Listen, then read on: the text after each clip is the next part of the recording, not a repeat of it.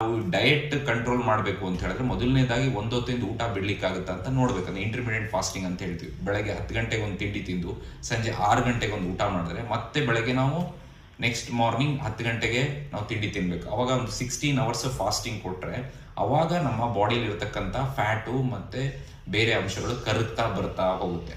ಅದ್ರ ಜೊತೆಗೆ ಪೋರ್ಷನ್ ನಾವು ಹೇಳಿದ್ರೆ 3 ಚಪಾತಿ ತಿನ್ನೋ ಬದಲು 1/2 ಚಪಾತಿ ತಿಂದು ಸ್ವಲ್ಪ ಜಾಸ್ತಿ ನಾವು ಮೊಳಕೆ ಕಟ್ಟಿದ ಕಾಳು, ಸೊಪ್ಪು, ತರಕಾರಿಗಳನ್ನು ತಿನ್ಬೋದು. ಅದೇ ರೀತಿ ರೈಸ್ ತುಂಬ ಹಾಕೊಳ್ಳೋದು, ಕಡಿಮೆ ರೈಸ್ ತಿಂದ್ಬಿಟ್ಟು ಬೇರೆ ಪ್ರೋಟೀನಿನ ಅಂಶ ಇರ್ತಕ್ಕಂಥ ಮೊಟ್ಟೆ ಇರ್ಬೋದು ಅಥವಾ ಮೊಳಕೆ ಕಟ್ಟಿದ ಕಾಳು ಇರ್ಬೋದು, ಪನ್ನೀರು, ಸೋಯಾ ಇಂಥ ತಿಂದರೆ ಬಹಳ ಒಳ್ಳೆಯದು. ಕರ್ದಿರೋ ಪದಾರ್ಥಗಳನ್ನು ಅವಾಯ್ಡ್ ಮಾಡಬೇಕು. ಆದಷ್ಟು ಡೀಪ್ ಫ್ರೈಡ್ ಬೋಂಡಾ, ಬಜ್ಜಿ ಅಥವಾ ಈ KFC ಚಿಕನ್ಸು ಈ ಥರದ್ದೆಲ್ಲ ಅವಾಯ್ಡ್ ಮಾಡೋದು ಬಹಳ ಮುಖ್ಯ. ಮತ್ತು ಬೇಕ್ರಿ ಐಟಮ್ಸ್ ನಾನು ಹೇಳಿದೆ ಪೆಪ್ಸಿಯಲ್ಲಿ ಮತ್ತು ಈ ಕೇಕ್ಸು, ಬಿಸ್ಕೆಟ್ಸು ಇದರಲ್ಲೆಲ್ಲ ಮೈದಾ, ಸಕ್ಕರೆ, ಪಾಮ್ ಎಣ್ಣೆ ಇರುತ್ತೆ. ಇದನ್ನು ಆದಷ್ಟು ಅವಾಯ್ಡ್ ಮಾಡೋದು ಬಹಳ ಮುಖ್ಯ.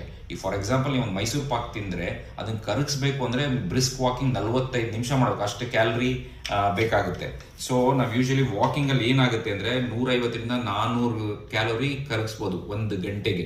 ಅದೇ ರೀತಿ ಯೋಗದಲ್ಲಿ 200ರಿಂದ 600 ಕ್ಯಾಲೋರಿ ಕಳಿಸ್ಬೋದು. ಜಿಮ್ ಮಾಡಿದ್ರೆ 200ರಿಂದ 900 ಕ್ಯಾಲೋರಿ ನಾವು ಕಳ್ಕೊಳ್ಬೋದು. ಹಾಗಾಗಿ ಉತ್ತಮವಾದ ಡಯಟ್ ಮತ್ತು ಸರಿಯಾದ ಎಕ್ಸಸೈಸ್, ಅದು ಎಕ್ಸಸೈಸ್ ಪ್ರತಿದಿನ ಅಟ್ಲೀಸ್ಟ್ ವಾರಕ್ಕೆ 5 ದಿನ ನಾವು ಮಾಡಿದ್ರೆ ತೂಕ ಕಡಿಮೆ ಆಗುತ್ತೆ. So stay healthy. Thank you sir.